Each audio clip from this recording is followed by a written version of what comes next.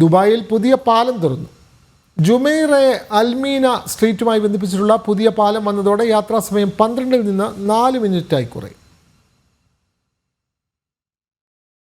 ദുബായിലെ ജുമൈറ സ്ട്രീറ്റിനെ അൽമീന സ്ട്രീറ്റുമായി ബന്ധിപ്പിക്കുന്ന ഇൻഫിനിറ്റി പാലത്തിന്റെ ദിശയിലാണ് Dubai roads and transport authority പുതിയ പാലം തുറന്നത്. 985 മീറ്റർ നീളമുള്ള പാലത്തിൽ 2 വരികളിലായി മണിക്കൂറിൽ 3200 വാഹനങ്ങൾക്ക് സഞ്ചരിക്കാനാകും. ഷെയ്ഖ് റാഷിദ് റോഡും ഷെയ്ഖ് ഖലീഫ ബിൻ സയ്യിദ് സ്ട്രീറ്റും തമ്മിലുള്ള ഇന്റർസെക്ഷനിൽ നിന്ന് അൽമിന സ്ട്രീറ്റിലെ ഫാൽക്കൺ ഇന്റർസെക്ഷൻ വരെ 4.8 കിലോമീറ്റർ നീളുന്ന അൽ ഷിന്തക കോറിഡോർ നവീകരണ പദ്ധതിയുടെ 4ാം ഘട്ടത്തിൽ ഉൾപ്പെട്ട പാലമാണിത്.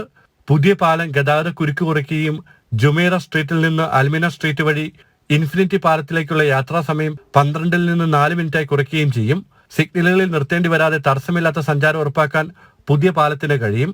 നഗര ജനസംഖ്യ വർദ്ധിച്ചു വരുന്ന സാഹചര്യത്തിൽ അവരുടെ ആവശ്യങ്ങൾ നിറവേറ്റുന്നതിന്റെ ഭാഗമായാണ് പുതിയ പാലമെന്ന് RTA വ്യക്തമാക്കി. ജനം, ദുബായ്.